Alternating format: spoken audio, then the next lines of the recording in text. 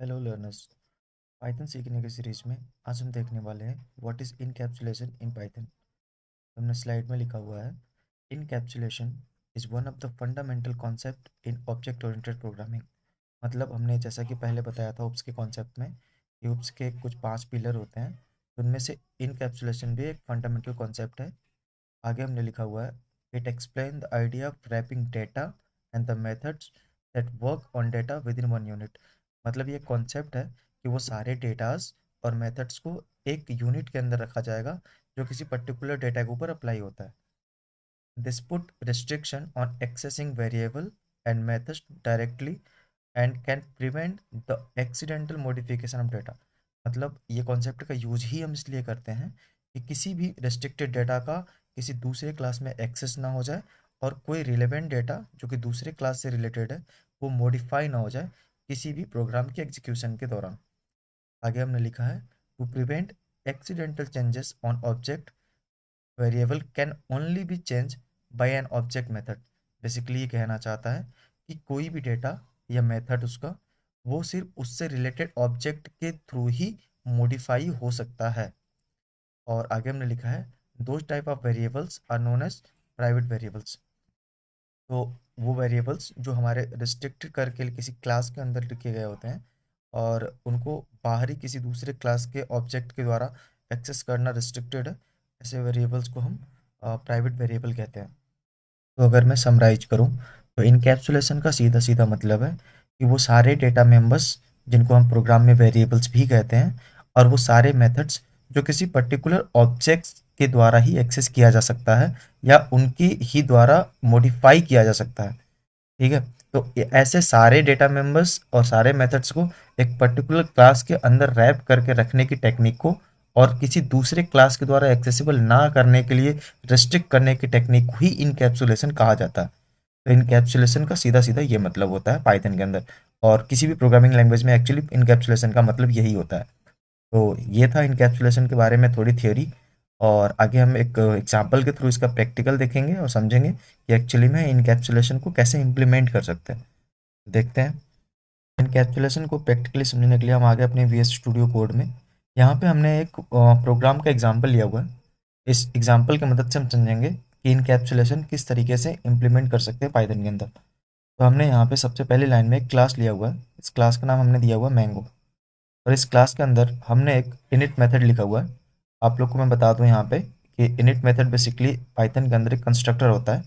इसका एक प्रॉपर्टी है कि जब भी हम पाइथन के अंदर किसी क्लास का ऑब्जेक्ट बनाते हैं तो उसके अंदर लिखा हुआ इनिट मेथड ऑटोमेटिकली इन्वोक हो जाता है। और इस इनिट मेथड के अंदर हमने एक वेरिएबल लिया हुआ है और वेरिएबल को हमने अंडरस्कोर से स्टार्ट किया हुआ है। पाइथन में अगर कोई वेरिएबल अंडरस्कोर से स्टार्ट होता है तो इसका मतलब होता है कि वो पाइथन का वेरिएबल हमारा एक प्रोटेक्टेड वेरिएबल है। मतलब कि ये वेरिएबल हमारा जिस क्लास के अंदर डिफाइन किया गया है उसी क्लास के अंदर ही सिर्फ यूज हो सकता है, मतलब कोई दूसरा क्लास इसको नहीं यूज कर सकता। तो बेसिकली इनकैप्सुलेशन में हम दो तरीके के अपने की देखेंगे जिनको हम प्राइवेट और पब्लिक की बोलते हैं। तो पब्लिक की और प्राइवेट की लिखने का यही तरीका है। बेसिकली पब्लिक की के लिए तो नॉर्मली हम एक वेरिएबल के आगे कोई भी अंडरस्कोर या कुछ भी नहीं देते, तो एक पब्लिक की होता है, वो कहीं पे भी एक्सेसिबल होता है अपने किसी भी डिराइव्ड क्लास में। और प्राइवेट की लिखने का तरीका है डबल अंडरस्कोर। मतलब जहाँ पे हमने अंडरस्कोर कलर दिया हुआ है यहाँ पे हम डबल अंडरस्कोर कलर देंगे तो ये प्राइवेट मेंबर बन जाएगा, मतलब प्राइवेट डेटा मेंबर या प्राइवेट वेरिएबल बन जाएगा आप कह सकते हैं। पर इस केस में अभी हमने यहाँ पे एक प्रोटेक्टेड डेटा मेंबर बनाया हुआ है, इसलिए हमने लिखा हुआ है सेल्फ डॉट सेल्फ। तो हम किसी भी पाइथन के अंदर अगर क्लास में हम किसी वेरिएबल को लिख रहे हैं या किसी भी हम वेरिएबल को यूज कर रहे हैं क्लास के, तो भी हम सेल्फ कीवर्ड का यूज करते हैं, ये तो हमने पहले ही बताया हुआ। तो यहाँ पे हमने वेरिएबल का जो नाम लिखा हुआ अंडरस्कोर कलर, मतलब ये कलर नाम का जो वेरिएबल है वो हमारा एक प्रोटेक्टेड वेरिएबल है और इसकी वैल्यू हमने असाइन कर दी है ग्रीन और येलो। और आगे हमने एक दूसरा क्लास बनाया हुआ है, इस क्लास का नाम है ऑरेंज, और ये क्लास हमारा डिराइव हुआ है इसी ऊपर वाले क्लास जिसका नाम था मैंगो, इस क्लास से। और इस क्लास का भी हमने फिर अगेन एक इनिट मेथड बनाया हुआ है। इस इनिट मेथड के अंदर हमने अपने पुराने वाले, मतलब जिस क्लास से हमारा ऑरेंज डिराइव्ड है, मतलब इसका पेरेंट क्लास जो कि मैंगो है, उसके इनिट क्लास को मतलब इनिट मेथड को हमने यहाँ पे बेसिकली कॉल कर लिया हुआ है। मतलब अपने चाइल्ड क्लास के अंदर हमने उसके इनिट यानी जो कंस्ट्रक्टर है उसके अंदर अपने पेरेंट क्लास के कंस्ट्रक्टर को कॉल कर लिया हुआ।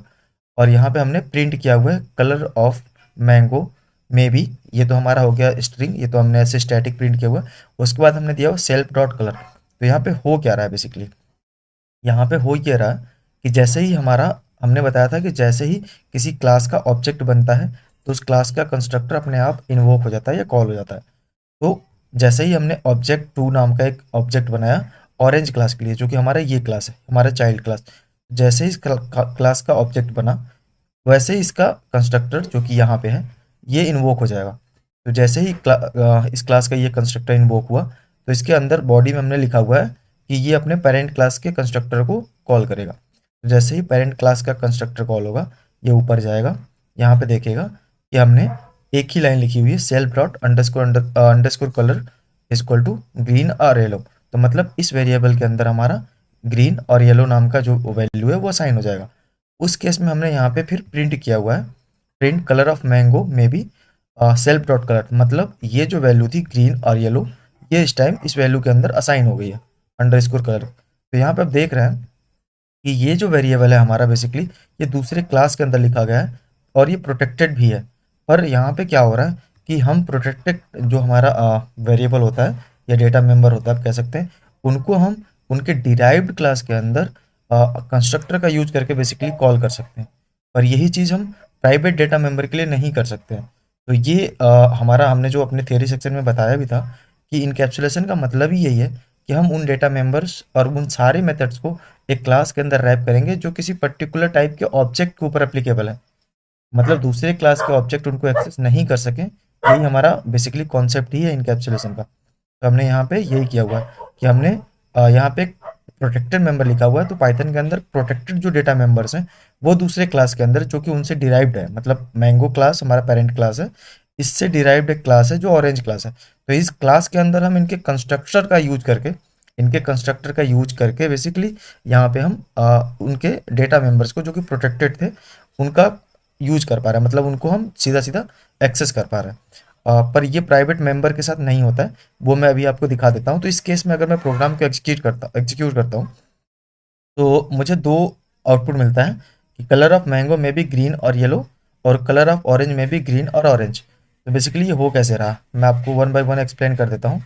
यहाँ पे जैसे ही पहले हमने यहाँ पे ऑरेंज नाम के क्लास का यहाँ पे ऑब्जेक्ट बनाया तो वैसे ही यहाँ पे उसका कंस्ट्रक्टर जो इन्वोक हो गया। तो कंस्ट्रक्टर ने फिर अपने पेरेंट क्लास के कंस्ट्रक्टर को कॉल कर दिया। उस केस में इस कलर नाम के वेरिएबल के अंदर ये वैल्यू असाइन हो गई और यहाँ पे उसी वैल्यू को हमने प्रिंट करा लिया हुआ है। तो ये हमें प्रिंट होकर मिल गया कलर ऑफ मैंगो में भी ऑरेंज और येलो, सॉरी ग्रीन और येलो। उसके बाद हमने सेल्फ डॉट कलर यहाँ पे बेसिकली मॉडिफाई कर रहे हैं इसी वेरिएबल को। तो हम self dot colour equal to कर रहे हैं ग्रीन और ऑरेंज, मतलब ये हम अपने चाइल्ड क्लास के अंदर मॉडिफाई कर रहे हैं। तो हम प्रोटेक्टेड डेटा मेंबर को यहाँ पे एक्सेस भी कर रहे हैं और यहाँ पे मॉडिफाई भी कर रहे हैं। तो मतलब ये सब कुछ हम प्रोटेक्टेड डेटा मेंबर के साथ कर सकते हैं। पर हमने बताया था कि हम पाइथन के अंदर प्राइवेट डेटा मेंबर्स भी लिख सकते हैं, उसके लिए हमें बस डबल अंडरस्कोर करना होता है। यहाँ पे जैसे हम डबल अंडरस्कोर कर देते हैं और इस केस में अगर हम यहाँ पे इसको प्रिंट करने की कोशिश करेंगे तो इस केस में हम पाएंगे एक एरर जो कि है कि ऑरेंज ऑब्जेक्ट के यहाँ कोई भी एट्रीब्यूट कलर नाम का नहीं है, मतलब ये प्राइवेट मेंबर डायरेक्टली हमारे एक्सेसिबल नहीं होते हैं।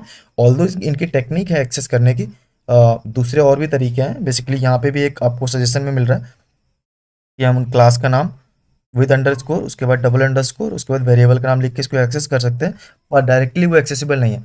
तो इनकैप्सुलेशन का हमारा जो पर्पस था वो यही था हमेशा से। तो जैसा कि हमने थ्योरी पोर्शन में इनकैप्सुलेशन के लिए बताया था कि इनकैप्सुलेशन का पर्पज ही यही है कि वो सारे मेथड्स या वो डेटा मेंबर्स जो कि किसी पर्टिकुलर टाइप के ऑब्जेक्ट के लिए बनाए गए हैं वो सिर्फ उन्हीं के द्वारा एक्सेसिबल हों या मॉडिफाई हों उनसे ही, और किसी और दूसरे क्लासेस जो कि उनसे रिलेटेड नहीं है वो क्लासेस इनको डायरेक्टली एक्सेस ना कर सकें। तो यहाँ पे हमने प्राइवेट और पब्लिक की का भी कॉन्सेप्ट देखा और हमने ये भी कॉन्सेप्ट देखा कि हम किसी प्रोटेक्टेड की को उससे डिराइव्ड क्लास के अंदर डायरेक्टली नहीं पर कंस्ट्रक्टर का यूज करके यूज कॉल कर सकते हैं, एक्सेस कर सकते हैं। पर हम अपने प्राइवेट कीज़ को किसी डिराइव्ड क्लास के अंदर भी डायरेक्टली यूज नहीं कर सकते। तो ये था हमारा इनकैप्सुलेशन का कॉन्सेप्ट।